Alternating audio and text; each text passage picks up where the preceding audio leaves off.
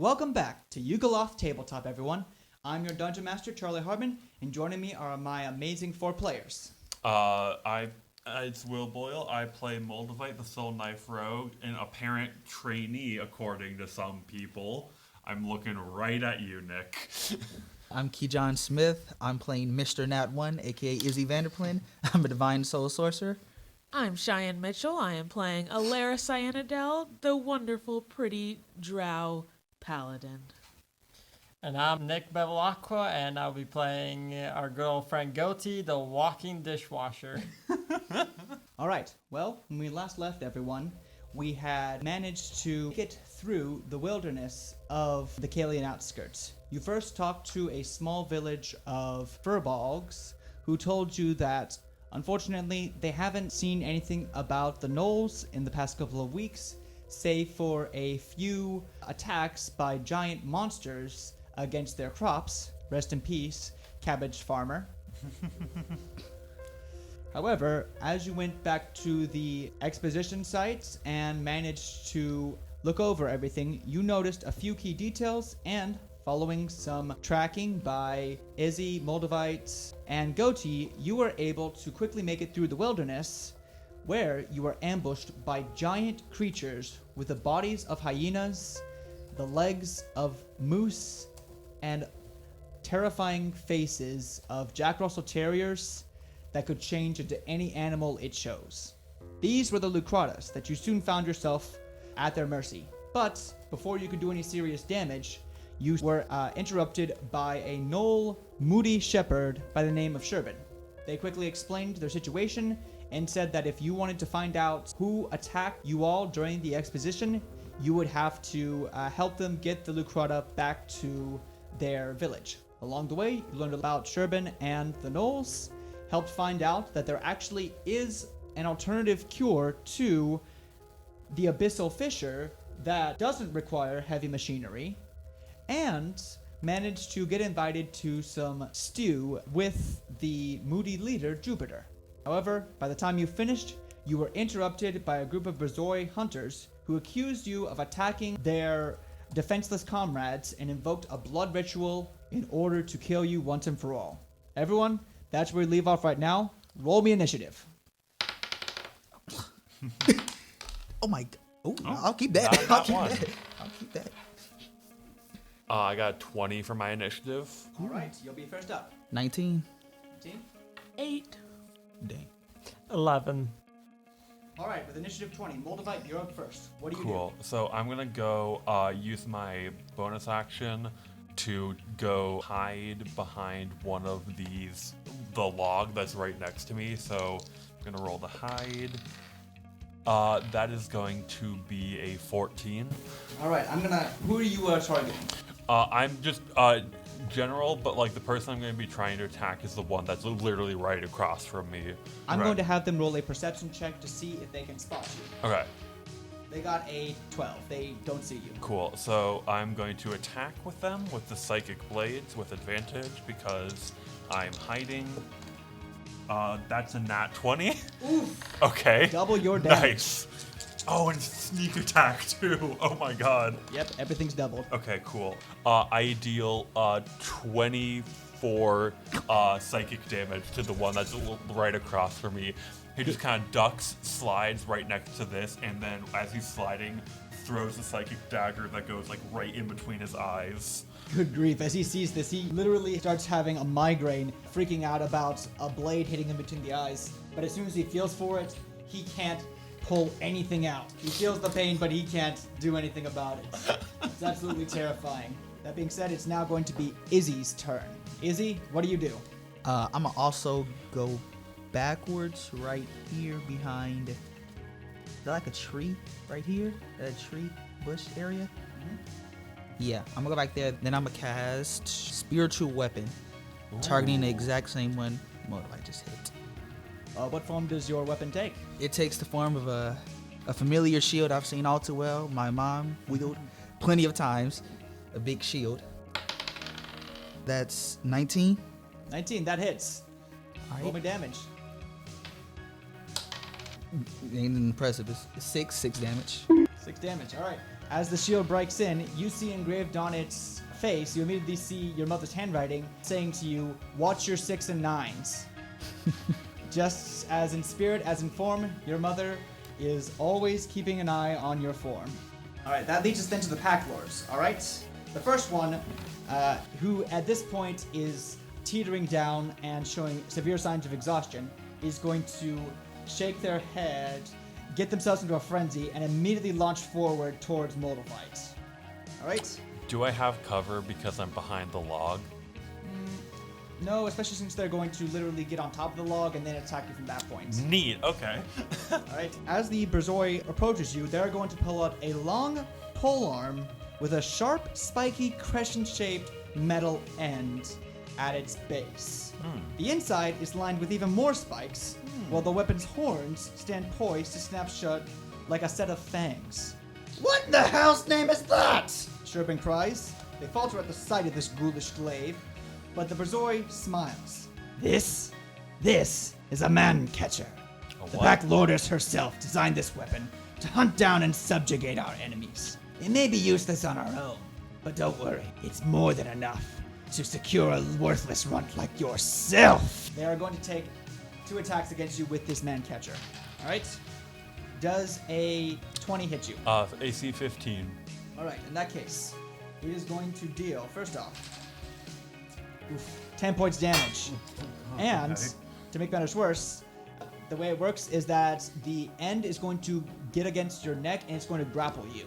And now at the start of your turn, they are going to be able to do an automatic d4 of damage just as an action. So guaranteed damage every turn, but you can also at the end of your turn try to get out of it. Alright? Neat, okay. Yep, since they have 2 attacks, they're going to go ahead and use that automatic d4 of damage right now. Only 1 point damage. Okay. But right now you are grappled, and they are going to be able to automatically deal a d4 of damage per attack. Cool, I'm automatically at half hit points. Alright. We're now going to go towards the second Pack Lord, who is going to square off against Alera. Alright? They are going to, first off, try to bite you, Alera. Alright? See here. Nat 1. They try to bite into you, but your shield immediately chips one of their teeth. Cute attempt. They are not going to like that, so now they're going to go ahead and try to use their man-catcher on you as well. Oof. 21. They're going to catch you, I'm afraid. And you take 9 points damage. Alright, and you are grappled, so at the start of their turn, they can deal a d4 of damage per attack if they want. But we are now going to go towards Serban, who, seeing these terrifying weapons, is going to first and foremost, as a bonus action, cast a 2nd level healing word on Moldavite. Thank you. Alright? That is going to be 7 points healed. Alright?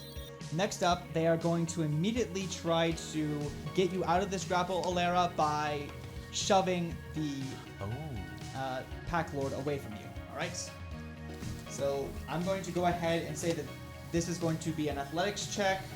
If they succeed against the gnoll, you are going to be able to make a free grapple escape as well, okay? Good news. They succeeded, so go ahead and make me an athletics check to escape this man-catcher. 10. Alright. That's not high enough, I'm afraid. Alright. That being said, we are now going to go towards Goatee. Goatee, it's your turn. What are you going to do? I'm gonna look around and see 2 of my friends literally being catched by these weapons. I'm just gonna have my faceplates just locked down and go, enough games. And I'm gonna, on the one that's holding Moldavite, I'm gonna cast Hunter's Mark. But I'm gonna fire a bolt with my crossbow as my main action. 11. That misses. That's gotta be it for me then. Alrighty then. Alera, it's your turn. Alright, at the end of the turn, you can try to skip the grapple, but for now, you're stuck in place. For those that don't know, a grapple is something that means that you can't move, but you can still attack. Alright? So, you can still try to kill this person with your turn if you want. I will attempt to slash at them with my rapier then. Okay, roll me an attack roll then. 21. That hits. Roll me damage, Alera. 9. Alright. 9 will work. Perfect. That then takes us to the 3 hunters. One of them is immediately going to go towards a Dukrata, and together they are going to go ahead and start riding off together. Alright? They start taking the perimeter of the area, and they are going to take crossbow attacks against 3 characters. Specifically, they're going to attack Sherbin again, and then Alera. Alright? Let's see here. The first 2 attacks against Sherbin. One of them hits, alright? For 5 points damage to Sherbin. The third attack against Alera. That misses with a 3. However, that's small comfort given the fact that looking up, you recognize that the gnoll in question is riding Alera Jr. Alera Jr.? You named them, I will use them. No! Betrayal. Junior. How dare you? Traitor. Alright, that's going to then take us to the top of the order with Moldavite. Moldavite, Okay. what are you going to do? Cool. So I'm still trapped in the man catcher, right? Yes. Alright, I'm going to... I'm just gonna make 2 attacks on him. You can try to get out at the end of your turn. Yeah, that's what I'll do, but I'll just do 2 attacks on him. Oh, wait. Actually, I'm not gonna move anyway. I'm just gonna... You can't move in the first place. Yeah, I can't move in the first place, so I'm just use steady aim then. So I get advantage on this attack, meaning I get sneak attack. Oh god. Ooh. That is a that's an 11. That misses, unfortunately. Cool, so bonus action, I'm gonna try to break out of this thing. Alright. Roll me a strength check to get out of this. Okay. Okay. Oh no, I have bad strength.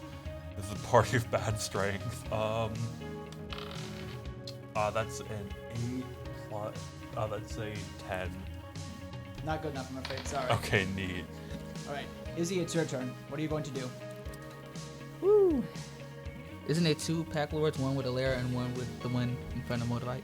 Yep. All right, I'll cast our friend Guiding Bolt, and I'm a twin spell it to attack both of them. Alright. Nice. Roll me for the first one and then the second. Okay. Ooh, the first one's a nat 20. Ooh. That'll do double damage. Second. Ooh, that's what, 25? That still hits. Yeah. Alright, first one does double damage, second one does regular damage. Roll me the regular damage first one though, okay? Okay, regular damage first. That is 4d6. Mm-hmm. 16 damage. Alright, that's enough to take Radiant. out the first one. And now you can roll me the crit damage. Alright? Oh. So it's the 8d6? Mm-hmm. Nice. Okay, 24. Oh. Radiant. It's a massive points of damage towards this character as they start to smolder in holy energy. You also still have your... Yeah, my spiritual weapon. Alright, stick your mom's shield on this guy. And the next attack roll against him has advantage. Mm-hmm. So yeah, I'm gonna move the spiritual weapon and I'll swing at him with it. Let's see.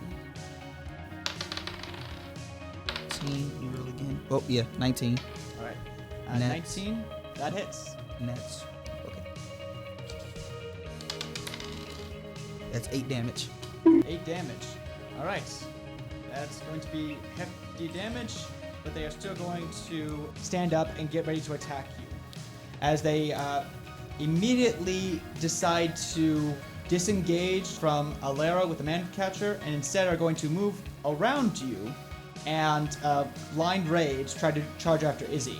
Alright, Alera, both you and Sherbin will get opportunity attacks against this person, so go ahead. Take an attack against them, see if you can hit. Okay, I'm going to again slash my rapier. Ooh, 20. That hits. Natural. Natural 20. Oh, Love to see. You're on fire tonight. 12. Okay, 12 points damage. This is enough to finish this pack load off. Oh. In their frenzy, they try to get away. You take the advantage and are able to take care of them. Oh my god. All right. Now it's going to be Sherbin's turn. They are going to use their action to go ahead and heal you, Alera, casting Cure Wounds on you. All right? Yeah. First level. Nice. You get 12 points back. Oh, bless. All right then. That's now going to take us to Goatee. You have one character On the gnolls, the other two, forgot to mention, they have taken the hide action for now. They So have they're- stealth. So I can see the guy that's riding the Crota. Yeah. But they are a moving target, which may make it somewhat difficult. But what are you going to do? Because I can't see the ones that are hiding, Not unless you make a perception check to try to find them. which would use my action, technically. Mm-hmm. That point's wasted.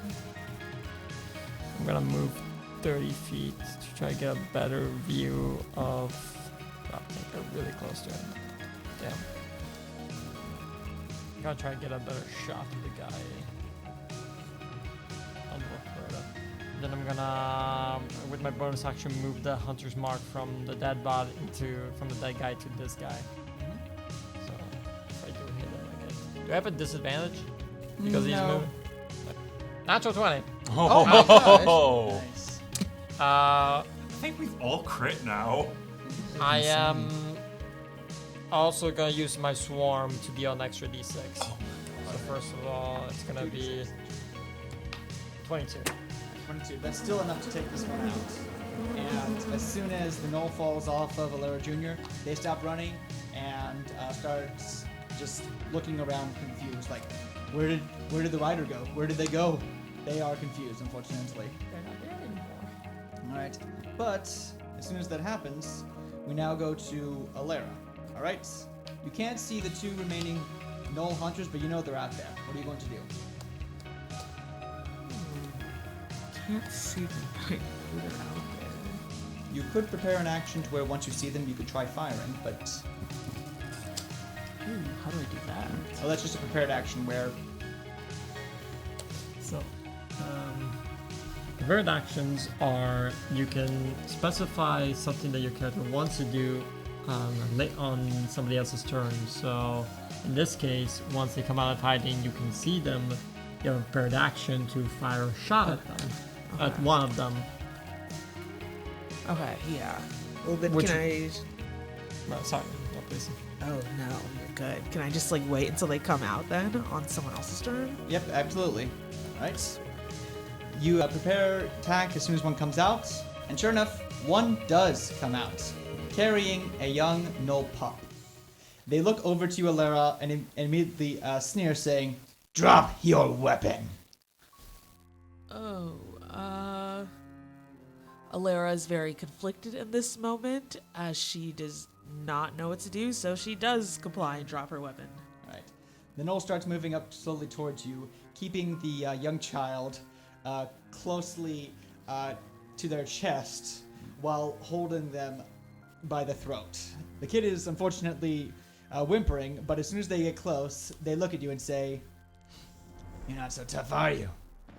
I could bite you right now, and you wouldn't do a thing." And to prove their point, they are now going to do exactly that. Attack you. Oof. 18. Oh my god. As they bite into your shoulder, you take 7 points damage as they just start beating onto you. What do you do? I mean, fight back, I guess. Let's see. Oh, I have a dagger. Can I just stab with my dagger? You can try. I could try. My shield just sitting there floating, watching this happen. The shield is literally right there by you, just there. Oh, 6. You try to get for your dagger, but the pain causes you to drop it. And as soon as they see it, the gnoll immediately pulls back, drags out their own dagger, and starts holding it against the kid's throat, saying, Oh, gosh. "You were gonna stab me, weren't you? Well, maybe I should return the favor." As they begin moving the dagger towards the child in their arms. Can I prepare myself to fire upon them in case anything goes wrong, just in case? Are we still in the initiative order? We are still in initiative. Okay. order. All right, so sorry. then- Yep, and in the middle of all of this, the second gnoll is then going to take a rider as well, the Crota, and use this to go ahead and do a kamikaze-style attack, causing their Lucrata to first attack Sherbin with their bite and hooves attack. Oh my god. These are kind of not loyal. Not loyal at all. I think they're also animals. I thought they were friends though, cousins. Apparently not. That's what he called them, cousins. They hit both times, unfortunately. Oh. Right. As a result, poor Sherbin is going to first take 11 points damage, followed by 5 points damage, so a total of 16 points damage from the poor Lucrata. All right. And then they are going to take their turn and fire 2 crossbow bolts at Goatee. Does a 13 hit you, Goatee? 13? No. All right. Well, a 21 will, correct? Yes. That's going to be 8 points damage. But that takes us back to the top of the order. As Moldavite, it is your turn. Cool. So this guy has his back to me, right? Yep. Okay, cool. Steady aim. Moldavite sees this all happening. Moldavite also sees a child in danger. He literally cannot stand for this. So he just raises his hand and fires a spectral green dagger from it. And that's going to be a 21 to hit. That hits. Cool. And that's 17 damage. All right. And he goes and says, pick on someone your own size and let that child go. All right. And he goes full height intimidation. All right. I'm going to roll a Constitution check for this hunter. Oof. They fail, and actually, because of the dagger, they do drop the child. All right. That then leads us to Izzy. Good dog. Izzy, it's your turn. What are you going to do? I seen all this happen as well, and I'm very angry at him taking that child hostage. And I will cast Inflict Wounds, but I'm going to use Distance Spell so I can increase the distance to 30 feet and use it from where I'm at. Oh, that's a nat 20. I'm going to say right now, you are absolutely going to obliterate this poor guy, this poor one. All right? Wait, where's the Lucrata at? I still have my spiritual weapon. Yeah, actually, you are close enough that you could use it to attack the one right in the Lucrata. Yeah, I will. You can also move. Wait, Yeah, I can use it. I can move it up use to spiritual weapon to make a 20 shove feet. attack? I can move up to 20 feet. That's only normal. Okay. I'm going to say, honestly, rule of cool, I'm going to say, make me a spell attack roll, and I will say you can forego damage to shove instead. Okay. Just knock him off. Yeah, Just don't there, do damage, knock him just off shove. of it. Yep. That's another nat 20. All right, you shove him off that easily.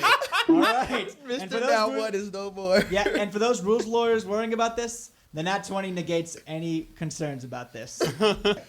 Leave that right there. Oh my god. Yes, All I right, love it. we now go towards Sherbin, who is going to pounce onto this final hunter and pin them down with a grapple check. While they're there, they are going to try to get out as quickly as possible, but Sherbin just repeatedly keeps whacking them over the head until they stop fighting. Humiliated and defeated, the Borzoi curses under their breath as you all approach. I activate my kind of ability that allows me to speak to other people telepathically, and I target Alera with that, and I say, Alera, I saw what happened there. If anything like that ever happens again, I will take care of it. I telepathically say back, thanks, Moldavite. You're a real one for that. I can't stand any harm coming to children. I can't either. That's one thing we can agree on. And I drop the telepathic communication.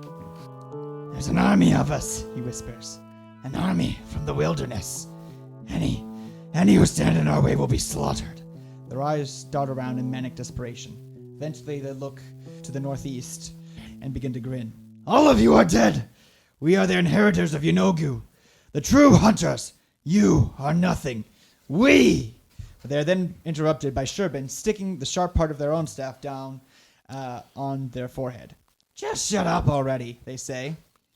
Sherbin moves to smile at you, but instead they clench their jaw. And as they look past you towards the hill, they see a lone gnoll standing atop the hill. The looming figure stands in bone half-plate looking down on you. She raises her right hand, which flashes citrine yellow in the moonlight.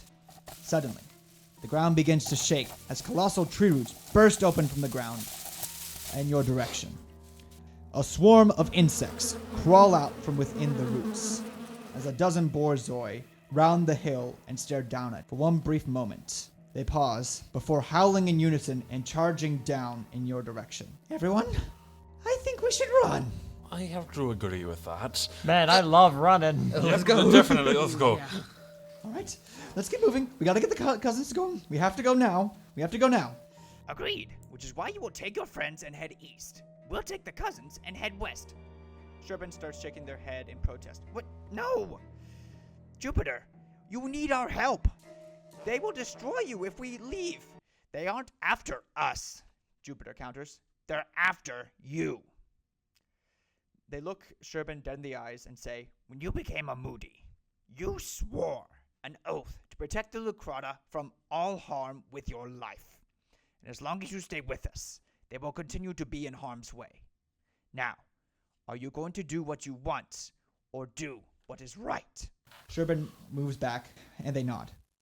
I'll tell the other packs. I know you will. We'll meet in the Seeping Woods. Tomorrow at sundown. Don't be late. All right, everyone. We're going to keep the same initiative rolls, starting with Moldavite's initiative 20 for simplicity's sake, all right? Yes. How this is going to work is this is going to be a chase scene. All right, the way chase scenes are going to work for our sake is that on these maps, essentially, you are going to follow a path, try to get away from the Borzoi. Each one is going to have, at the start of your group's turn, you are going to roll to see if you can potentially get away without being caught, okay? Now, I am going to go ahead and, now for simplicity's sake, each of the squares you are on is about roughly 10 feet of movement, all right? Now, how a chase usually works is that on your turn, you can make an action and bonus action in order to try to get away from someone. Normally, you would take the dash action, which allows you to double your movement and get as far as possible. But you can also forgo the dash action and instead try to do something on your action that could potentially either damage or attack your pursuers or slow them down. All right, there are a couple caveats with this. First off, Alera, since you are wearing heavy armor, unfortunately, your speed is going to be reduced from 30 to 25 feet. Everyone else's should be at 30 feet, but yours is at 25. That being said, one positive for your group is that as a rogue, I believe Moldavite can use the dash action as a bonus, correct? Yes. All right. Now, as such, you should be able to use that to your advantage to hopefully do something on your turn as you need, okay? So at the start of the order, I am going first off roll a d4. On a 1, everyone is going to have to experience a random encounter that may slow them down or increase your lead against the gnolls. The goal is to get at least 150 feet away from the gnolls, so that way you'll be out of their range of their longbows, okay? Now, I'm going to first roll off on round 1. Let's see here. That is a 2. No random encounter this turn. You're starting off about 20 feet away from these gnolls, so let's just see how far you all can go. And one final point. Each of you, in order to add a sense of urgency, the 4 of you are only going to have 2 minutes to decide what each of you is going to do. All right? Okay. So, at the start of your turn, I'm going to go ahead and start the timer right now. What are you going to do? Okay, so I think I'm just gonna start running. Start with a run, I think. Let's get as far as we can first turn, and then we can start like having to deal with like other things. All right. Yeah. So, what are your actions and bonus actions? I action dash, bonus action dash, so I get 90 feet. Well, if I just fully like jump over, you see like some kind of like Gith-Yankee physiology thing kicks in where he just like all energy just goes to sprinting. All right. That's your turn. We are now going to go to everyone else. What are you all going to do? I'm gonna do the same thing. We're running, but All right. 60. Running. Everyone's running? No, Gotcha. running. All right. In that case, I'll turn off the timer. Everyone, move your characters. Sherbin is going to use their action and actually cast the spell Plant Growth. That's going to make it to where, for this turn at least, the gnolls are going to only move a quarter their speed. All right? For those who don't know, Plant Growth is a 3rd level transmutation spell that reads as follows. This spell channels vitality into plants within a specific area. There are 2 possible uses for the spell, either immediate or long term. Using an action, you can choose a point with range. All normal plants in a 100-foot radius center on that point become thick and overgrown. And any creature moving through that area must spend 4 feet of movement for every 1 foot it moves. Again, that's the quarter movement. So essentially, for the next 1 or 2 turns, the gnolls will only be able to move a quarter of their movement. Alright? They cast this and help cover your tracks. Now we are going to go to the Borzoi, who as soon as they start moving into this area are going to take, let's see here, only be able to move roughly 10 feet themselves, as they are going to then use their action to make 5 attacks against the party. Oh. All right, a 16, 14, 22, and dirty 20. All right. In this order, it's going to be a 16 for Sherbin, which is going to hit, unfortunately. They take 6 points damage. For Alera, a 16 misses. All right. For Goatee, does a 22 hit? Yep. All right. That's only going to be 5 points damage. For Izzy, does a 15 hit? Yep. All right. 6 points damage. Okay. And finally, Moldavites. Mm-hmm. I believe a dirty 20 hits. Absolutely. All right. That is going to be 10 points damage. Okay, jeez. All right. Good news is, thanks to that spell, you will have at least 1 or 2 turns to get away. All right. We now move on to round 2. Top of the order, I'm going to roll a d4 to see if you get a random encounter. That's a 1. You will get a random encounter. I'm now going to roll a d8 to see what encounter you get. All right. 7. All right. Good news is, with a 7, you get a free round this time. All right. That was the 1 wild card where nothing happens. All right. So you all are able to keep moving. What do you do? I'm just going a full. Wait, how tall is this cliff right here? About 40 feet. Okay, cool. I can't jump 40 feet. Never mind. You have to go north and then around. Yeah. All right. Just I'm gonna bonus action dash again. And go my full 90 feet. Got you. That then leads to everyone else. What are you going to do? I don't have any spells that can help. Yeah, they too far for me. They're way too far. You know. And sadly, fairy fire does not blind them. 1 minute left. Sorry. I'm just gonna sprint. I literally cannot do anything else. Can I just keep running? Yep. I'm just gonna keep running. Izzy, what do you want to do? I'm running as well. All right. Take your distance as Sherbin does the same. Larry, come join us. Are we behind cover now or behind trees? How many not- gnolls are there? There are about at least 10, but only 5 at a time are firing at Oh, you. never mind.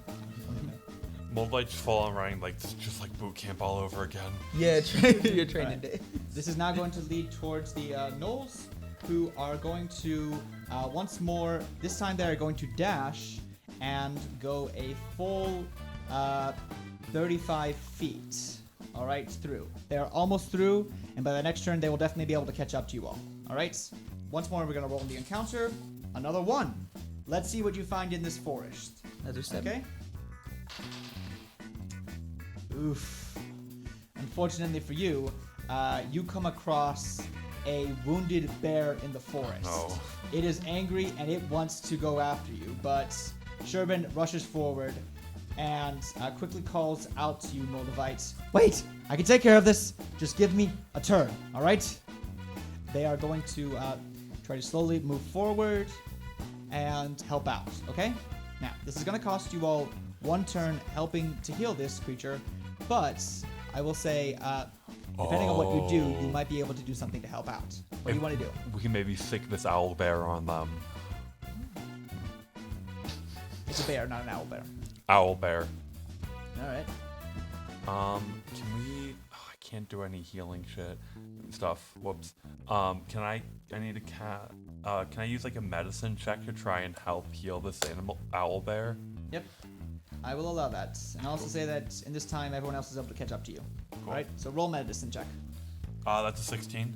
All right, that's enough. Sherbin is able to quickly look at the poor owl bear, and thanks to your medical check, you're able to help them heal and take care of this. Turns out they got stuck in one of the bramble bushes and had a few in the back of their ears.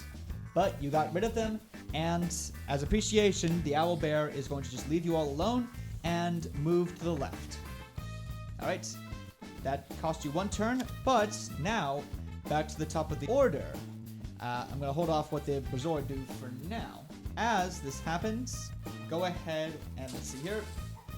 That is another 1. I'm sorry. Oh my god. Yes. But that's another 7, so you all are Hey. home free this time as well. So you're able to take your actions. What do you do? Book it. Yeah, I'm just keep So booking it. just We'll keep- book yeah. it. Keep running until we don't have to We're anymore. gonna get a free pizza from Pizza Hut because I'm booking it. Well, on the Borzoi's turn, you actually hear them howling in absolute rage, and then hear the owl bear respond back to them in equal ferocity. Woot! Woot! Woot! As you hear the sound of a fierce battle taking place. This is going to unfortunately cost the Borzoi at least a few turns. All right, 2 turns. You have 2 more turns to get away from them.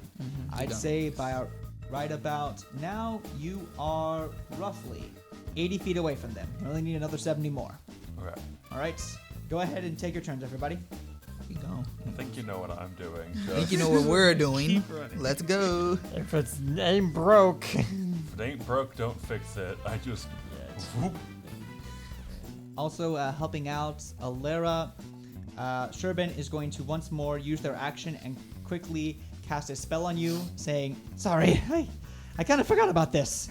And they're going to cast Long Strider, increasing your speed by 10 feet. So now you can move 35 feet a turn, meaning your dash is increased to 70. All right. Thank you. Now we're going to go ahead and roll another d4. Uh-oh. And it's a 3, so no encounter this time. Everyone, go ahead and have your turn. You are currently 120 feet away from the Borzoi, but you haven't heard any sounds of battle, so they're going to be after you quickly. What do you do? I think I just, sit and chill for this turn. Where's Just the kinda end? Sit and I just, bonus action dash, action dash, and I would be fully off the map at this point. So objective is to fight them in the end. Nope. 'Cause if not, we would just- escape. We could we escape. Just book it. No You're way. trying to get Full- as far away from them as Yep. possible. Oh, we're damn. Yep. Yeah, we're out. Yeah, We're out then. Mhm. 3, 2, It's gonna take the rest of us at least maybe 2 more turns. No, I think maybe 1 because Yeah, they're the not last catching up. one will get us to right at the edge. So these thick forests, Yep. they're not catching us. All right. Well, as this happens, you don't see the gnolls right now, but they are definitely booking it now themselves. However, I'm going to roll again. Oof. That's a 1. Let's see what you get in the encounter roll. Fortunately, as you all make it through these trees, they begin to shake and rattle. Oh. As from the treetops, swarms of snakes No, begin what? hanging down as if out of nowhere and start making opportunity attacks against Izzy, Alera, and Goatee.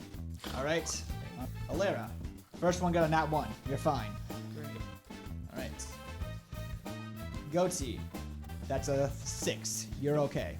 Uh-oh. Izzy, sorry, but they rolled an 18. Oh, yeah. Okay. It's little snakes, you know. It's little baby. It's only 1 attack, but all right. You take 6 piercing damage, and now you have to make make me a Constitution saving throw.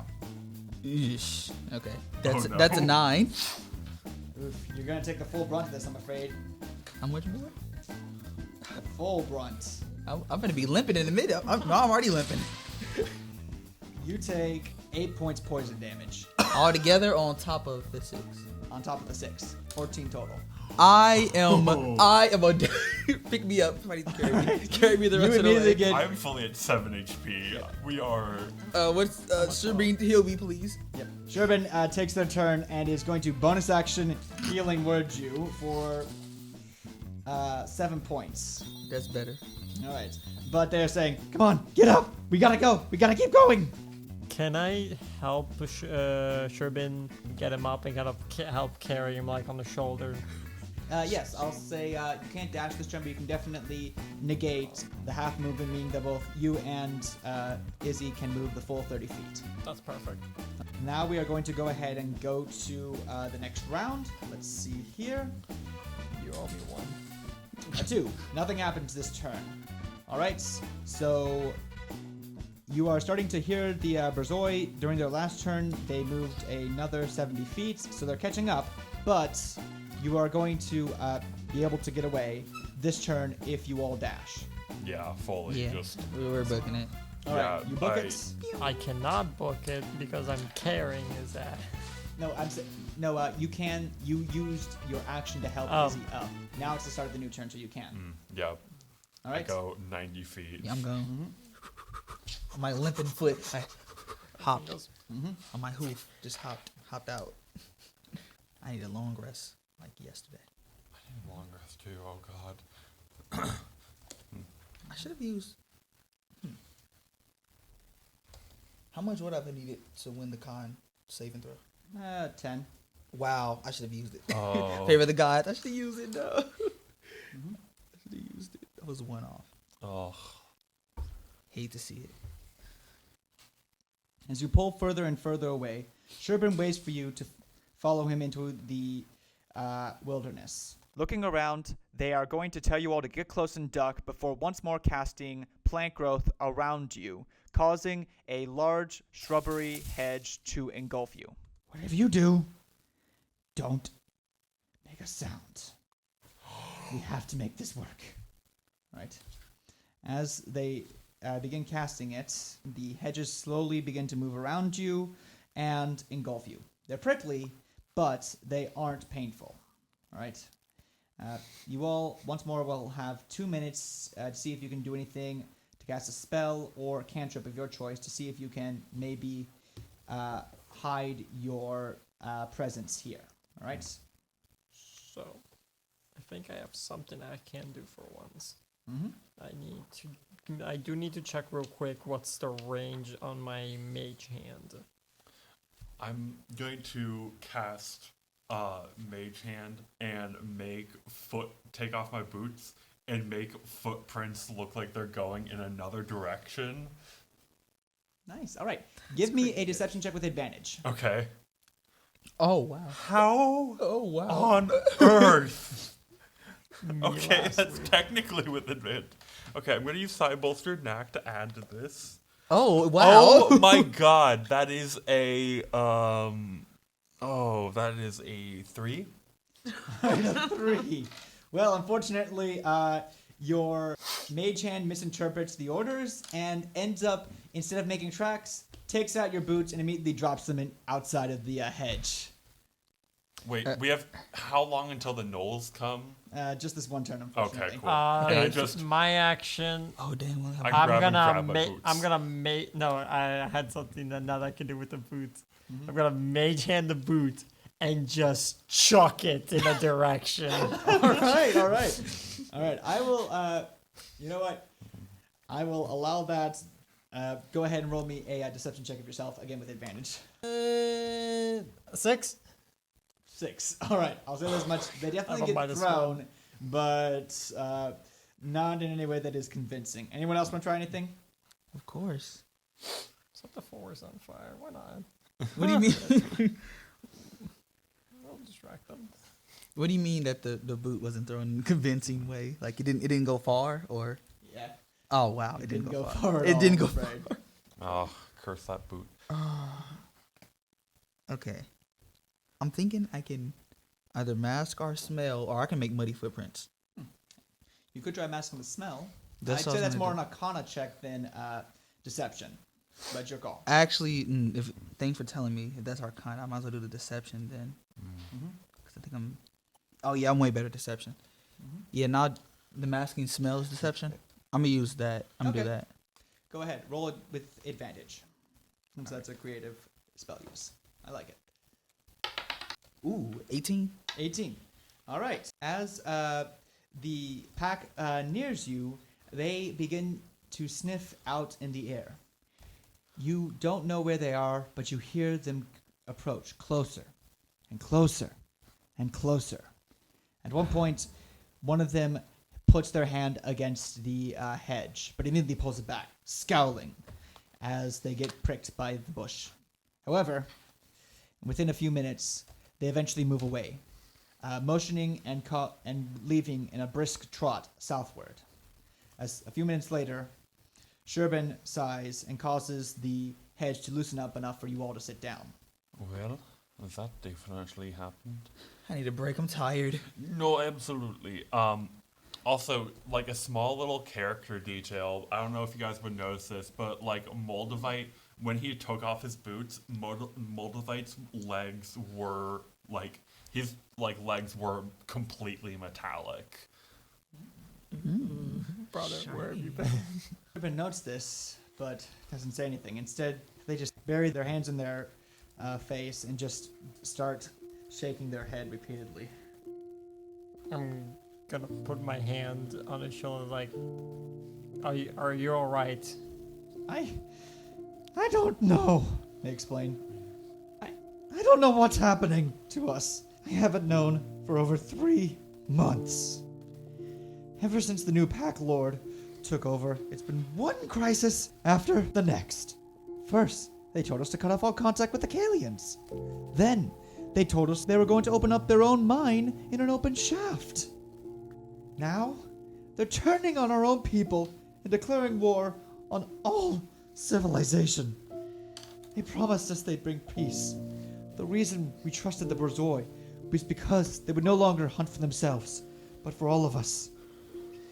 They promised we would finally be able to defend what's ours and Yunigo's with pride and peace. But instead, we'd run fearful of everything, afraid that they will take, never give back. What have we become? Sherbin grasps onto the hedge branches. The brambles pierce their palms. They cling to them. A very just soft hand is placed on his shoulder by Moldavite, and he says, I cannot console you in the matters of what is going on with your people, but I have been through a similar thing, and from what I can see, you're doing good, soldier. Thank you. Thank you. Man, I am suck at talking to people. I'm gonna go to him and immediately go, well, what happens now? They look at you and say, for starters, we're getting a good night's rest. Then in the morning, I'm taking you back to Kaylia before gathering the other packs. I don't mean to be hurtful or anything, but I feel like you could use our help. More men help solve a problem. Izzy pushes back as well. This is your home. You should want to help defend it, and we're your friends, so we will help you. We're not going to leave you alone. Out of the question. This is an old matter, and we will solve this by ourselves. I'm sorry. The last thing we need is Kaylia deciding our future. Yeah, but we're here too. You don't have to do it alone, you know. Look at what happened in Haverstorm. We do not want that to happen again, for you and for us. Sherbin takes a moment to process what you all have said. Her face contorts into a myriad of expressions. Cynicism, then doubt, then fear, followed by hope, and finally, determination. This never leaves the wilderness. Agreed? Of course. Agreed. Understood. Okay. We'll leave at dawn. Our goal is to find the Bernards first. We aren't far from one of their pilgrimage trails, so it should be easy to find them. From there, we'll take stock of the other packs' locations and do what we can. No matter what, we get back to the Seeping Woods by sundown. I'll take the first watch. Who's next? I do not need to sleep, so I can just stay up all night. Okay. That's good. All right, you all take a long rest, getting back all your health and spell slots. Cool. I also use my like astral knowledge feature for when I take a long rest, I can choose a different proficiency bonus. Right now, it's set to sleight of hand. However, I'm changing this to persuasion because of the upcoming, needing to talk to people, probably. All right, good call. Now, over the night, Sherbin looks towards Goatee and asks you, so, I don't mean to pry, but how exactly does a robot know how to commune with nature? Well, it's a funny story, really. When I first got here, I met up with this druid, really sweet person, honestly. Love him with all my heart. And from there on, it's just, I don't know, I've been so fascinated by it. There's just all this life everywhere you look. It's beautiful, really. Yeah, it is. That's why I love being a gnoll so much, and I love, well, being me. I'm able to connect with everything around me. I'm able to not only see it, but feel it. That's what I love about myself, and I never want to change that. Because if I do, I'll lose that connection. But everyone tells me I need to grow up at some point, and I get what they're saying, but that's not me. At least, not that me. It's hard to explain, but I get it, and I wish I could be like you, honestly, and just stay that way, but I don't know. Now, you can still do what you love and help others. Never has to stop if you wish. They shift while sitting down and say, yeah, I guess that is true, but it's hard to explain, and I really don't feel like explaining it right now. I understand. We've only really met a couple days ago now. We're not so. But there is one thing I wanted to ask, if it's all right. Shoot. That gnoll was on the cliff and that summoned all the animals. Do you know anything about it? And have they always been able to do that?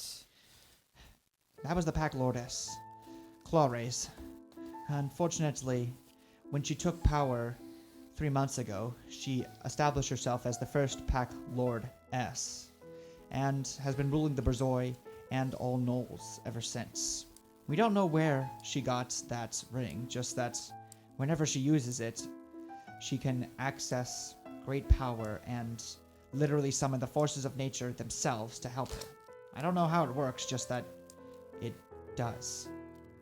Now, this is between us, but I believe that what she's using is known as the Ring of Wilderness. Now, it is a powerful artifact. The thing it can allows you to basically just bend the will of animals to whatever you wish them to do. In this case, I guess evil ways. But looking at what's been happening, it looks like that's what she's using to control the animals. Yeah, I don't know where she got it from, and maybe that's something we can ask the Bernards. They have been relatively close to the Borzoi for some time now, but I also know them well. Unlike the hunters, they are not warriors. At least, not by gnoll standards. They aren't hunters. So, we'll see what they have to say in the morning. So they won't immediately just start stab, blunt. They softly punch you on the shoulder. We aren't all killers. We know how to pick our prey. Well, the next morning, as you all wake up, Sherbin motions for everyone to keep quiet, asking Goatee silently to help them put their hands over everyone's mouth, stop them from being heard. You all look up and see Sherbin slowly mouth, "Keep quiet." They then peer out of the bush to see a trio of satyr inspecting the hedge. You don't know where they're from, just that they've just shown up.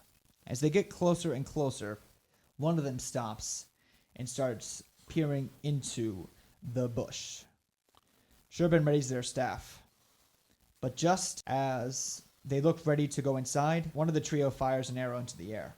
It erupts into a massive flash, causing Sherbin to clutch their eyes. Everyone else, make me Constitution saving checks as well, to not get blinded. Nat 20. Not You're good? 20. You're good? Oh, okay. 19. 15? I got 10. All right, you all thankfully pass, but Sherbin is blinded. As they immediately clutch their eyes and try desperately not to scream out in pain, you all notice the scouts move away and the satyrs vanish in a puff of smoke. As soon as their eyes adjust back to normal, Sherbin groans and says, "Must have been a scout party." They part the brambles and peer outside. "Stay here. I want to make sure they're gone."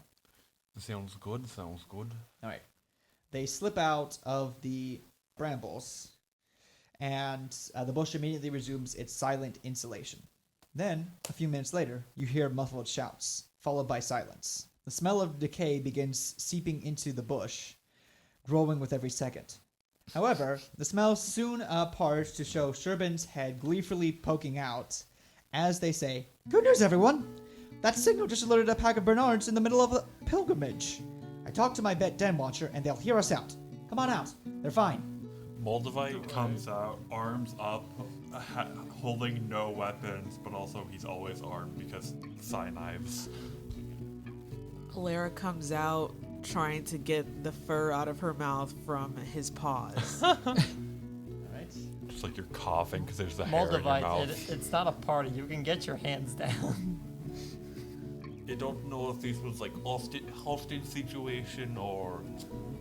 Well, as you make it outside, you see a full laughter of gnolls waiting for you. Unlike the Moody or Borzoi, the Bernards have very little marking on their bodies, save for a single white line running down their face and forking at the mouth. No one has drawn on a weapon, but everyone is at edge. "Den Watcher," Sherbin says. "These are the travelers I told you about.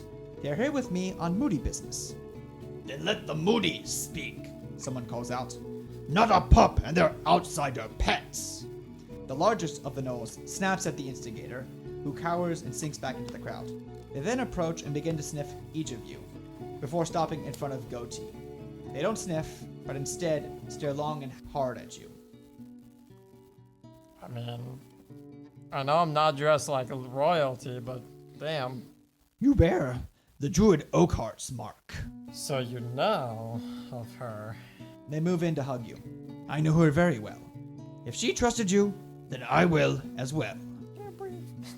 You find yourself grappled in a fluffy embrace that lifts you off of your feet. Seeing this, the other gnolls immediately follow suit and begin petting and sniffing you. Alara, you immediately get approached by an older gnoll who begins doting and hemming at you, saying, "Honestly, what is wrong with you? Why do you have all these brambles in your hair? And what is this, fur in your mouth?" They pick it out. "Seriously, you need to take better care of yourself, young lady." Oh my gosh, the judgment. They are you say spilling tea? Is that the word that people are using nowadays? I cannot keep up with these new words that people are coming up with. What is tea? It's a beverage with leaves. However, from what I understand, you're sharing drama. We don't take part in drama. We only reveal the truth. Exactly. And I'm saying right now, you must have been miserable in that bush. I mean, that is not wrong. No. Right. Well, give me a few minutes and I'll finally make you feel better. All right? Now, please, just let me take care of you. Oh. And they begin just doing your hair, helping, cleaning it up, and just trying to get you just passively saying, "Honestly, what is young people these days?" But they are also just getting all the brambles out and just doting on you passively. Yeah, I don't know if I should be insulted or... I forgot to mention, Serpent calls out, the Bernards can be very physical. They try to stay close to you, but are pushed out by the other gnolls. Some begin checking you over for more wounds. Others begin tending to and slowly decreasing the size of the bush. I am surrounded by fluff. Yes. Eventually, you are sat down by the den mother, who introduces themselves as Mudbrin. I lead the Bernard healers and herbalists. Sherpin told me that you help them guide the cousins, but not why you're here. That's something I wanted to tell you in private, not with the group. Mudbrin's eyes narrow. Whatever you have for me, you say to the group. We don't keep secrets in my family. Sherpin looks to you all to help. I'm gonna try, but man, I am not good with my words. Persuasion checks, everybody. Would I get advantage because they know I'm known to be with that druid? Unfortunately, no, not in this case. I'm gonna use my action. I'm gonna use my roll to just give Izzy help on his. Because I almost like Because it. I'm horrible at persuasion, and Moldavite's just gonna go to whatever Izzy says. I got Just an hype. 11. Moldavite's just being like a hype man right now. Also, Nice. Oh, yeah. Not terrible. For So you me. help me so with Yeah, you have roll with advantage. that's not hopefully that is nice. That's 15. Everyone immediately goes silent as Mudbrin steps forward and looks down at the much smaller Sherbin. Okay, Sherbin concedes. They're here because Kaylia was attacked by the Borzoi 2 days ago. And it wasn't the first time either. The mood plummets like a rock in a lake. What do you mean? This wasn't the first, one gnoll asks. They turn to Issy and grab your shoulders. This has happened before? Yeah, I guess. Yeah. Sherbin is also perplexed and starts just backing away in a panic. There was the attack on Haverstorm. That was just absolutely terrifying. There's been a lot of violence from the Borzoi. They've utterly just been brutal to so many people. And we think they've gotten control of a powerful artifact called the Ring of the Wilderness and are using it to terrorize this land. They said war is coming and that Kaylia would fall. At the mention of war, all of the Bernard's hairs spike up.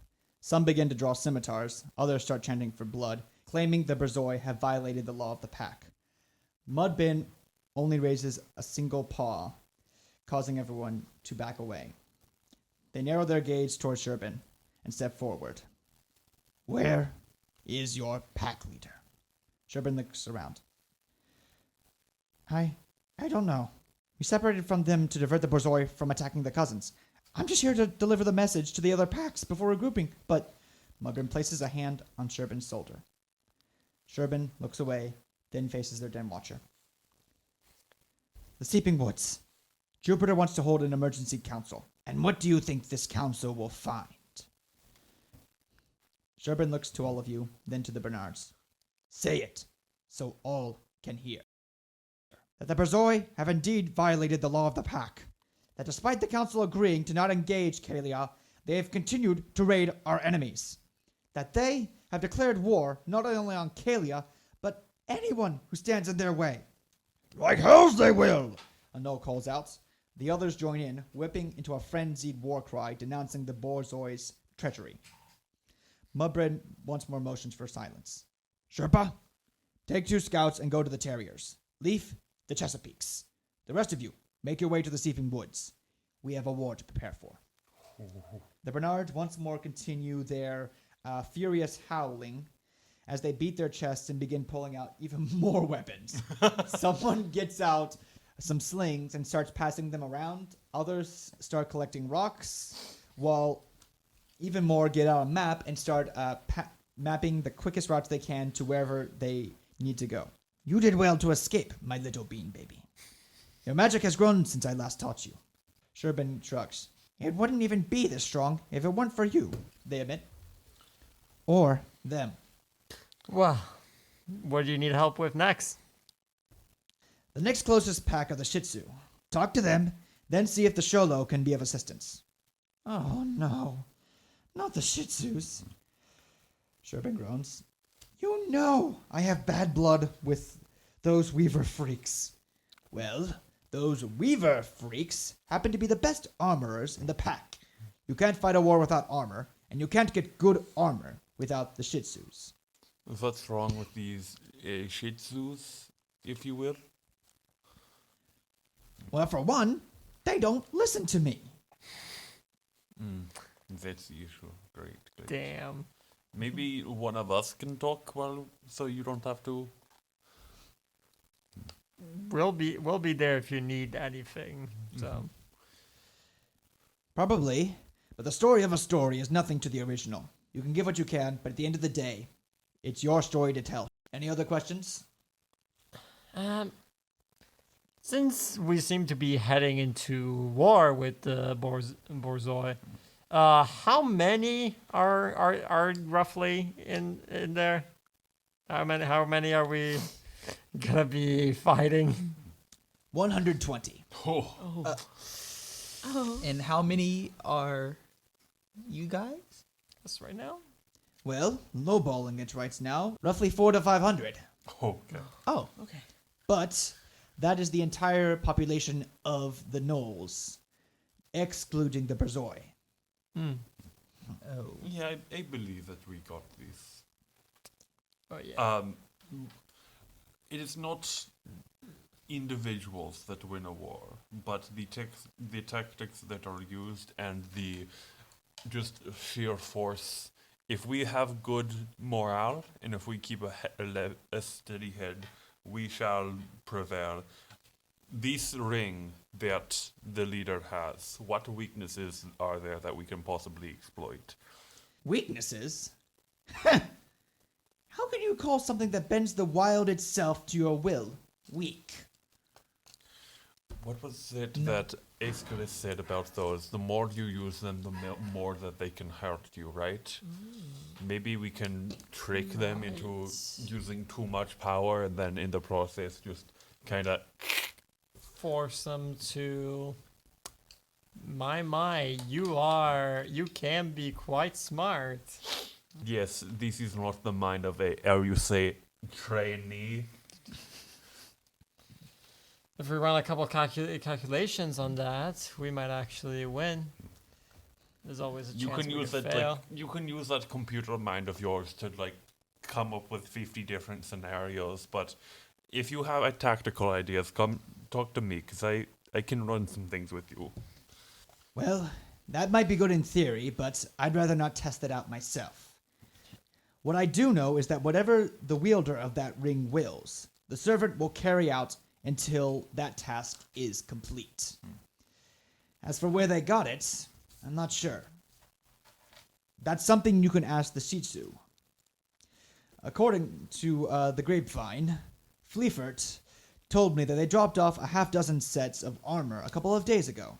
If anyone knows where they are and what they're up to, it's the Shih Tzu.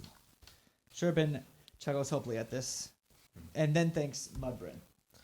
We'll see each other soon. They then motion for you all to follow them out as the Bernards disperse to spread the message of war. Mudburn, I do have something I want to ask real quick. I've been following now gnolls and their way of life for only a couple of days, but after all this is done, I would love to come back here and study everything around here a little more in depth if possible. There's a lot of good stuff. There's a lot of information that I love about all you guys do with nature. I mean, the harmony between person and nature here is fantastic. Sherbin looks to you and says, "You're always welcome back here, I think. But for what it's worth, maybe stick with me. That way you'll be able to see more of it." An hour later, you make your way over towards a cliffside looking over a large lake. This is so funny to me because my aunt also has a Shih Tzu. Shout out to Lucy. Are we doing shoutouts? Yeah, no, we're only shouting out our aunt's dogs. Shout out to Lucy. Lucy's And the dog Scar. or the ant? Well, As you approach, Sherbin at first hesitates, telling himself, it's going to be okay. You don't have to beat them, just convince them. Oh, who am I kidding? Me convince that pompous, mud-smacking. Sherbin, your standing with the Shih Tzus can be that bad. Is it? Well, before becoming a Moody, I started out as a Shih Tzu. You can just hop packs like that? Yeah, gnolls only distinguish ourselves by pack using our fur patterns. It's a choice, not a birthright. So much to learn. The only thing that it decides is what we choose to do to serve nature. That's it. The fur patterns are simply a reminder of what we do to ourselves and to nature, be it through plants, animals, or whatever. So of course we can change whenever we want. Unfortunately, I had a bit of a disagreement with the current Shih Tzu pack lord before they claimed their title. I'm gonna put my hand on his shoulder. Sherbin, what did you do? They shuffle their feet.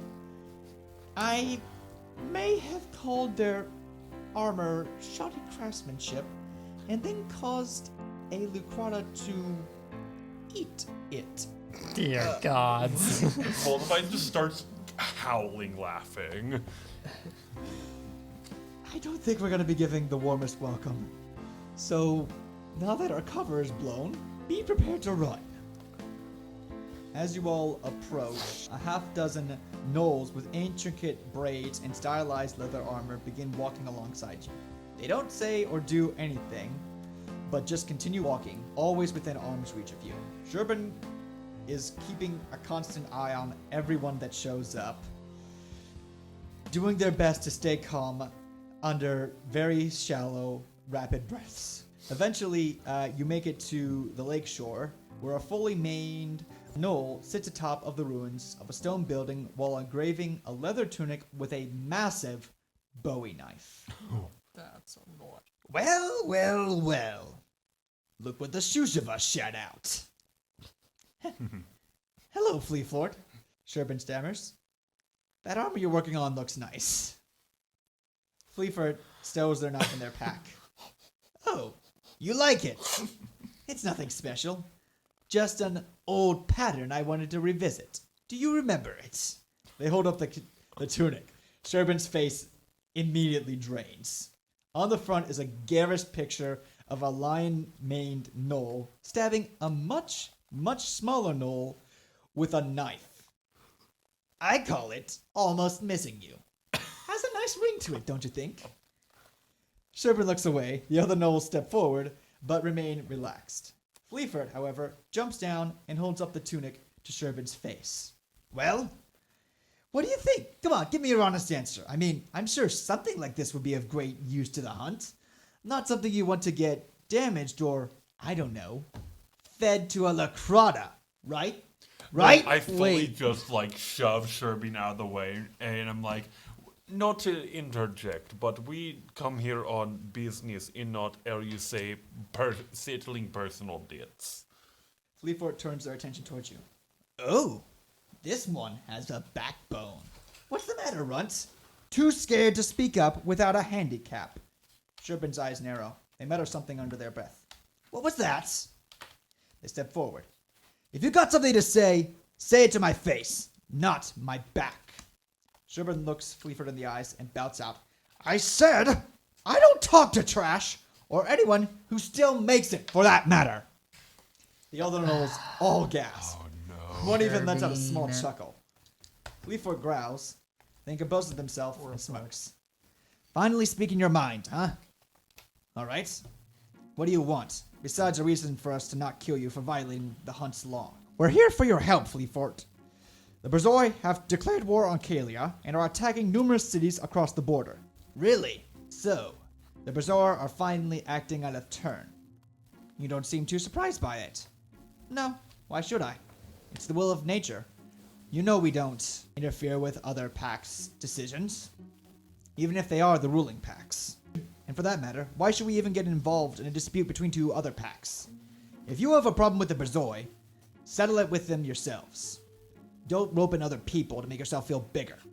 Yes, but this isn't a Borzoi moody issue. This is going to affect all of Kaylia, not just the gnolls.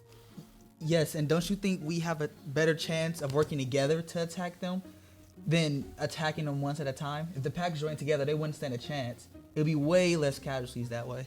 All right, I'll give you that much. But tell me, what exactly are you going to be attacking them for specifically? If they're carrying out the will of nature as they see fit, why should they be stopped, or how for that matter? Do you consider the will of nature attacking innocent people using ancient magic to destroy everything and spread your will across everyone else's? Do you consider the wolf who attacks the innocent rabbit evil? Do you think the falcon who hunts the dove for their nest malevolent? Now, let me ask you this. Is the enslaving of another animal, binding it to your will, part of your nature? Fleaford takes a second to think about that, where Sherbin steps forward.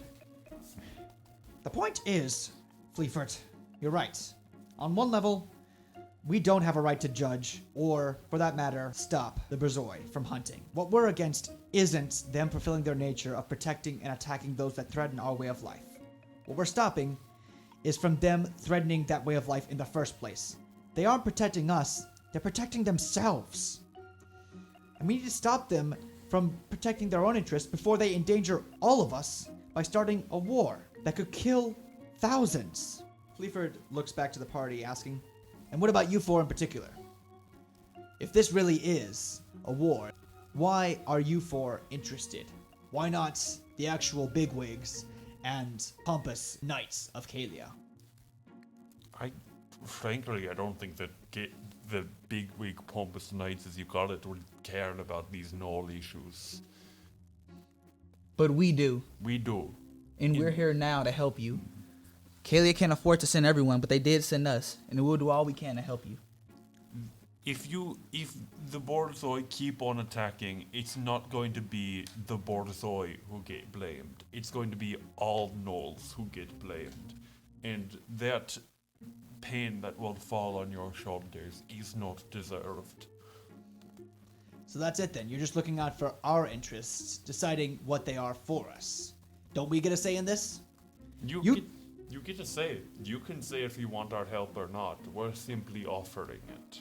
And more to the point, Sherbin interjects, that's why we want you to help us. We're forming a council in the Sleeping Woods. You can say your grievances there to the council.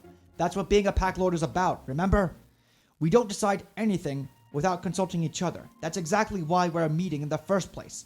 Because the Borzoi are deciding without us. And what about afterwards? If something like this happens again, what will you do in response to it? Do you plan on escalating to a full-scale war between us once more? If you have an issue with the Borzoi, take the position for the Pack Lord and change it yourself. Fleaford at this moment looks past all of you and motions for the Shih Tzu to move forward. They don't do anything again, but they're watching. Sherbin looks Fleaford dead in the eyes and tells them, I don't know.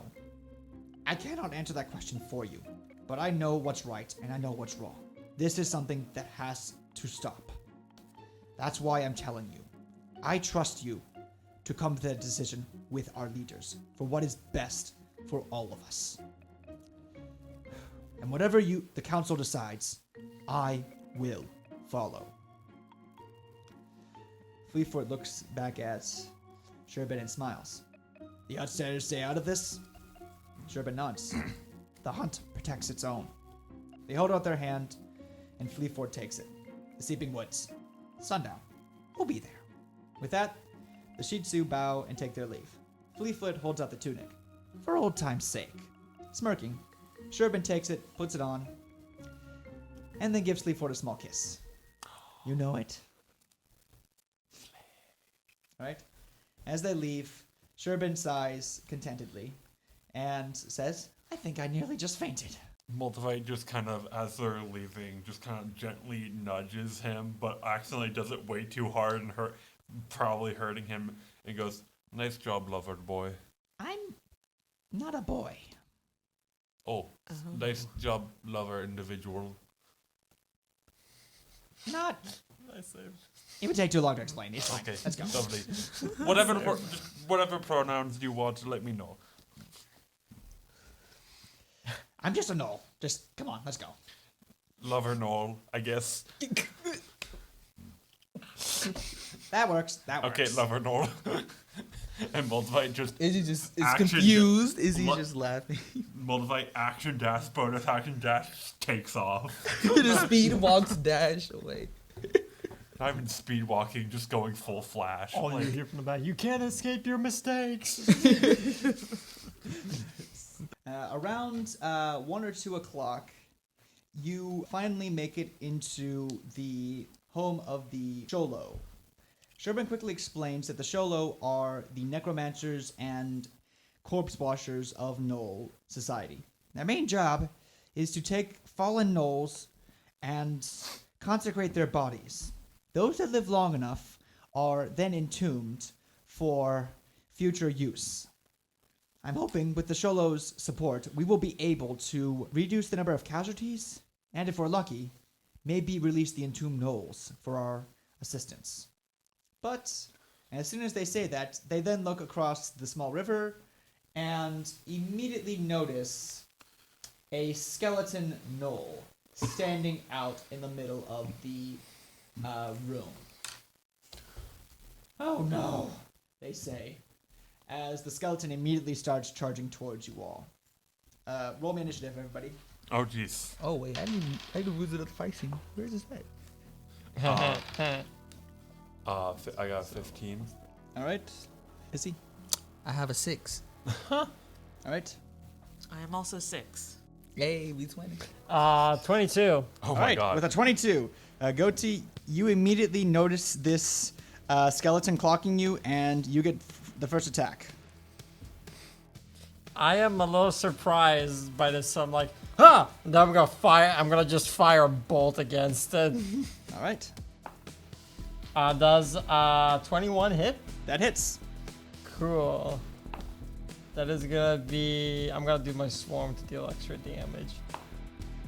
Cool. two ones in a row. So, Oh no. 5 piercing damage. All right.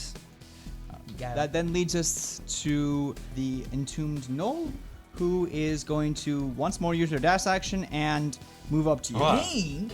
All right. They're just flying, but that takes their entire turn. Now it is Moldavites. What are you going to do? Can I get like a read of its body language to see if it's like actively hostile or if this is kind of like a prank? Oh, free action. Go ahead and roll me a quick insight check.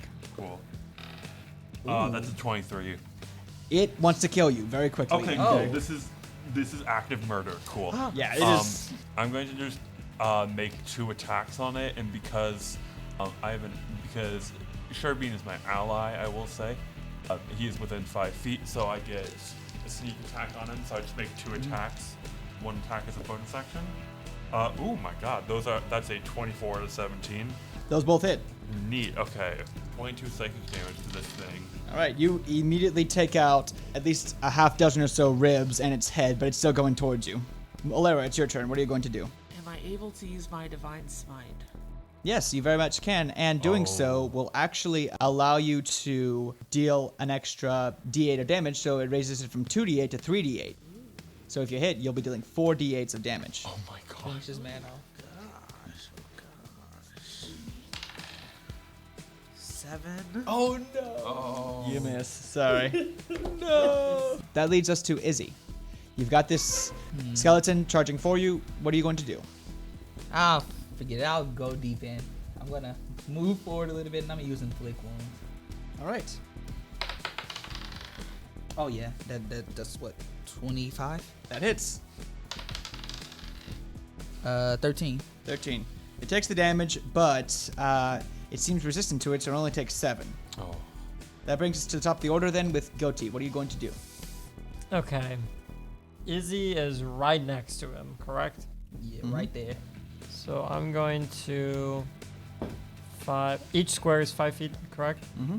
I'm going to fire my bolt. Do I get flanking? Or do I have to move a little more behind it? I'm not going to use flanking for this rule set, unfortunately, but I will say that you can still attack. That's fine. 21. That hits. Come on. Oh, wow. 5 again. All right, well, But I'm using my bonus action to fire my second crossbow. all right. That's a 1. Oh. Oh. Well, it still stands. And now it's going to take its Skeleton attacks. First and foremost, it is going to use its life drain against, let's see here, Izzy. Does an 11 hit? Nope. All right, you're good then. Now it's going to try to use its battle axe against Goatee. Oof, 18. That's gonna hit. All right, you're only going to take 3 points damage. All right, that leads us then to Moldavite. What do you do? Okay, cool. So this thing, yeah, I'm gonna do the same thing as I did last turn. 2 attacks. Since I have an ally within 5 feet, I get sneak attack either way. Okay, that's a 11 and a 25. Those hit. Both hit? Oh my god, okay. 21 psychic damage to this thing. All right, you absolutely hit it and manage to subdue it into a pile of bones. But as this happens, one of the gnolls approaches and starts yelling at all of you, saying, "What the heck? Quit picking on our grandfathers, you punks!" A pure black-haired gnoll runs into the cavern, but stops when they seize you. Wait a minute. You aren't supposed to be here. The Borzoi said that we're not allowed to talk to anyone but them. What are you doing here? First of all, he started it. He was the one who attacked us. We were provoked. Secondly, we are here to speak to your leaders. Oh, that makes sense. Only problem is, Snowpaw! What part of don't talk to outsiders did you not understand? A second Sholo walks up and pulls Snowpaw away. I understood, but they said not to talk to outsiders outside of the cave. They didn't say anything about outsiders inside the cave. The older Sholo groans and shakes their head, causing a flurry of dander. Plus, there's a gnoll with them. We can ignore the outsiders but still talk to the gnoll, right? They might have valuable information. Listen, I don't want to hear another peep out of you. Just keep quiet and follow my lead. The two walk up to you, positioning themselves between Sherbin and the rest of you. All right, young one, the older gnoll says. My name is Westfang. How can we help you? Sherbin glances around to you, but shrugs and explains what has happened. I know, it's great, right? Snowpaw says. We're finally doing something about those pesky Kaylians. Excuse me? Westfang doesn't respond, but instead asks Sherbin, can you please tell your friends this isn't personal? It's just the will of the wild. Will of the wild? War is not natural. You know that. True, but neither is what Kaylia's doing to everything else, of course. Elaborate. Oh, it's quite simple, Snowpaw interjects.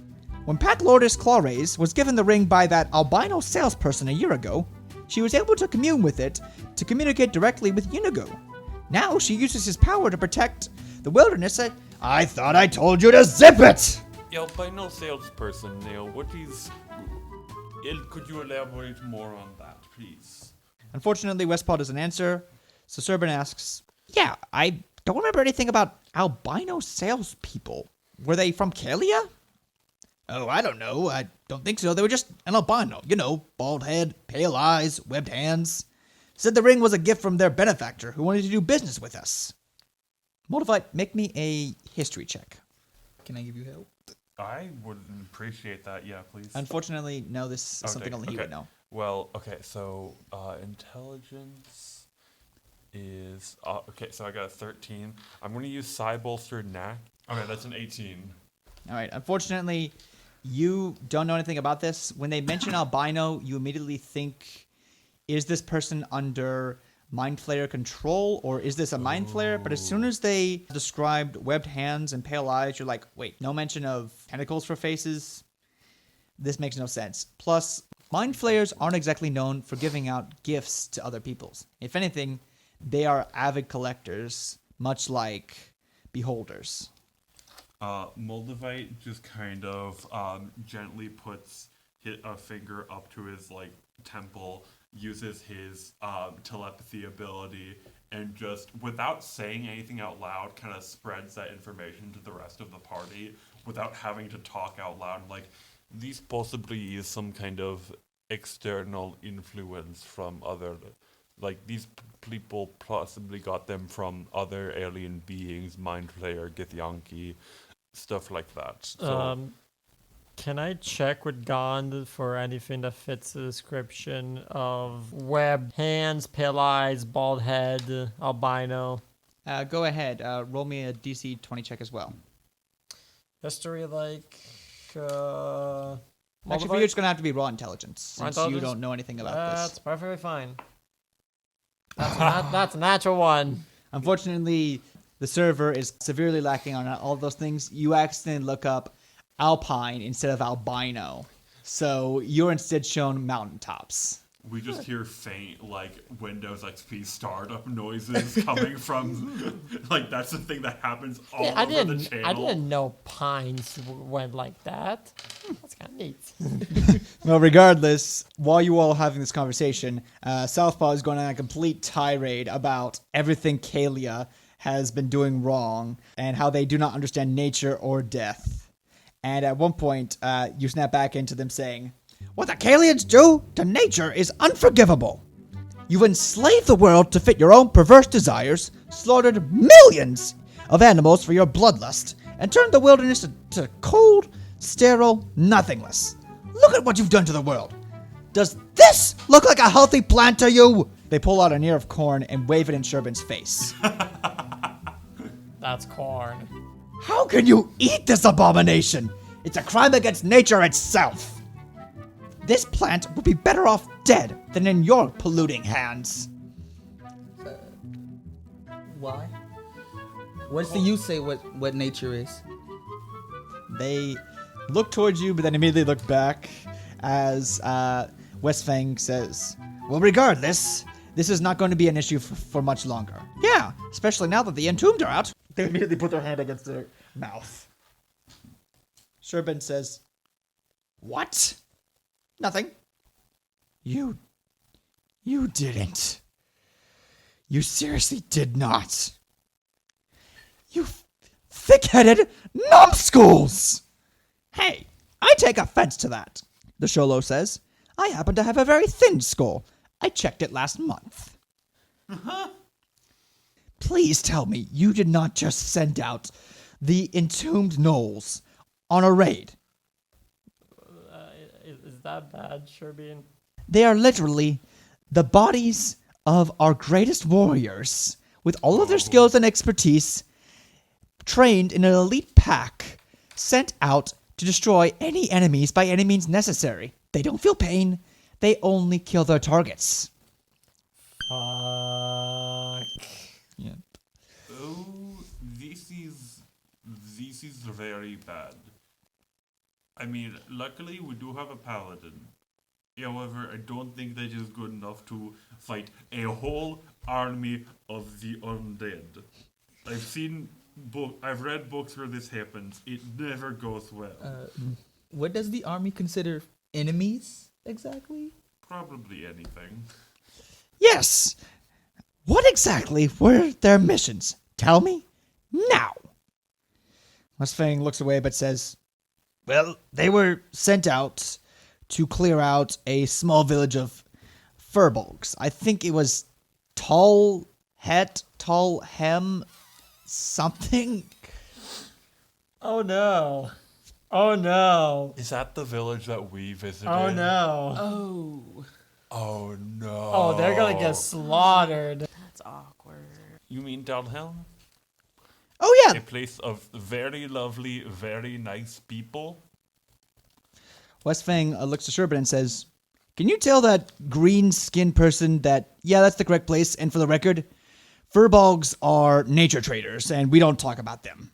No, I'm not going to tell them that. Instead, I'm going to tell you, you do realize that if they attack the furbolgs, Kaylia will take it as an act of war. And if they take that as an act of war, we will all be held accountable. And if we are all held accountable, there's going to be battles. And if that happens, we are going to die. Do you know what that means? The two washers seem appalled, but Southpaw then tilts their head and asks, overtime? Serban tenses their entire body. Just as they look ready to explode, they exhale and hold up their hands. I'm okay. I'm okay. I just need a minute. They step away as the two Sholo talk to one another and say, so, would it be rude to ask these people how that armor fits or where they got it? I mean, I don't know how they can manage to live in such uncomfortable looking armor. These armor? They start to look towards you, but then immediately start backing away as they see Sherbin rushing back towards them in a blind fury, shouting, "Minute's over! I'm gonna ram my fist on your snout!" and strangling the apprentice. What do you all do? We are not allowed to intervene, so I just say, and Borzoi just kind of hands off, lets Sherbin get out this aggression. Yeah. I'm just going to go for the eyes. All right. No, his groin is exposed. Just keep that. Keep that. Unfortunately, they aren't listening, and much like Homer Simpson to Bart, are just strangling their neck. Why you though? I'm just let him do it. Yeah. Eventually, though, Westpaw is able to pull Sherbin off, and once they calm down, Sherbin asks, "When did you send out the entombed?" Westpaw looks at them and says, 2 hours ago. Why? Sherbin's face pales. That means we only have 3 hours to catch up, and it's a 5-hour sprint. We'll never make it. Unless you know some way to get from one point to another as quickly as possible, we will never make it. Well, there is one thing, technically. I kind of look over at Izzy and I look at the kind of like sending stone he has and like, maybe we can, have you say, phone a friend? I'm just gonna grab the sending stone and fall Okay, upon never it. mind. I was trying to be Nice cryptic. kid. Aeschylus, come in, Aeschylus. I hear you, Goatee. Is everyone all right? Yep, we're gonna need a teleport to Talhem as quickly as possible. Oh, okay. I can do that. But where are you? Where are we exactly? We are in the home of the Weeshol.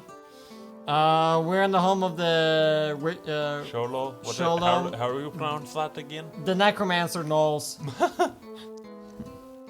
Wait, you said necromancers. Wait a minute. The home of the Sholos. Come outside. I might be able to trace you with that. I might be able to find something. All right, 10-4. And I toss the stone back to Izzy and like, all right, let's go. All right. Does anybody step outside of the cave?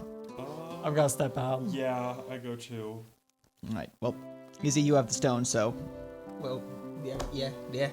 I'm still in shock after getting the stone snatched out of my pocket. Just All right. Well, you go outside, and the stone crackles back to life. Where Aeschylus says, "All right, give me a minute. I'm tracking your location right now. Okay? I think I've got it. Okay. You're about 50 miles northeast of the Talam teleportation circle. I'm looking at my maps right now, and wait a minute. I think there might actually be a deactivated teleportation circle not far from you. Go back inside the cave and tell me, do you see anything that looks like a runic circle or runic square inside?" Yes, I can literally see one that's like 20 feet ahead of us. Izzy, what do you see? yeah, I see. All I see is this one. You step back inside, and you do see exactly that. Looking across, you do see what seems to be the remains of an old teleportation circle not far from you. All party members onto the square, everybody. Yep. Full dash, bonus action dash, action dash. Oh no, I'm stuck behind Alara. All right. Well, as everyone gets on, Sherbin hesitates as the two Sholo follow. What are they doing with the arcane washer? We use that to clean the corpses. Wait. Yeah, seriously, guys, Sherbin asks. What exactly are you doing? I reach out my hand. Do you trust me? They don't take it, but they get on saying, of course I do, but I want to know exactly what you're doing in the first place. We think this is a way to teleport from here to Talheim to stop the attack of the Entombed. Oh, no Just brace fun. yourself and try not to throw up. Okay, well, I've never done this before. Don't worry, it's kind of fun. Do you have teleportation sickness? Never Like, done it. I guess you can. Well, you'll figure Ah, out. Well, First first time time. for everything. First time for Aeschylus, we're ready. everything. All right. As that happens, Aeschylus goes silent on the comm line as he begins preparing the spell. Nothing happens at first, but soon the old portal begins to crackle and rise to life. However, the arcane bubble is unstable. Holes dot its exterior, threatening to burst the whole thing. Izzy, I need you to make me an Arcana check. Uh-oh. I don't... Favorite God ain't gonna say this one. I'm gonna be Can we honest. try and help? Yeah, Okay, please help. Yeah. roll a second time with the help action. Okay, come on. Well, might as well use it anyway. I'll use Favor the Gods to add 2d4 and hopefully I get a good add to it. Or did I? Is a 7 good enough to succeed? Not yet, no. Yeah, so let me try. There's a 14. That's exactly what you needed. As soon as this portal starts to crackle open, you instinctively put your hands down and immediately start channeling all the energy you have from your body into the spell, filling the holes with your own red arcane signature. You're able to hold it together long enough for the spell to engulf you, and by the time it fades, you are back at the portal near Talhelm. And that's where we'll have to end our session for tonight, folks. Oh. All right. Hey everyone, this is Charlie Hartman, the DM again. Thanks again for watching episode 3 of Yugoloth Tabletop. I really appreciate all of you who tuned in and hope you enjoyed the episode. Episode 4 will be released 10 days from now on April 1st at 6 p.m. sharp. In the meantime, feel free to check out the other episodes, as well as like, share, comment, and subscribe. We appreciate anything you can do for us and would love to spread the podcast out to anyone else who would be interested. All music can be found on filmmusic.io, as well as listed in the credits and pastebin link below. In addition, all sound effects can be found in freesounds.org, and again, can be found in the credits and pastebin link below. I'd also like to take this time to give a quick shout out once more to Dr. Christoph Thompson and Jeffrey Seitz over at Ball State University for helping us use the Ball State's audio equipment and studios. I'd also like to give another shout out to Low Major. They are an up and coming YouTuber who makes a lot of really, really great hip hop and rap inspired instrumental tracks inspired by the works of Tyler the Creator and other amazing artists. They are a huge influence and inspiration for me as an artist myself, and I would highly recommend checking them out to listen to some great beats and amazing tunes. Thank you again for watching. We hope to see you next episode.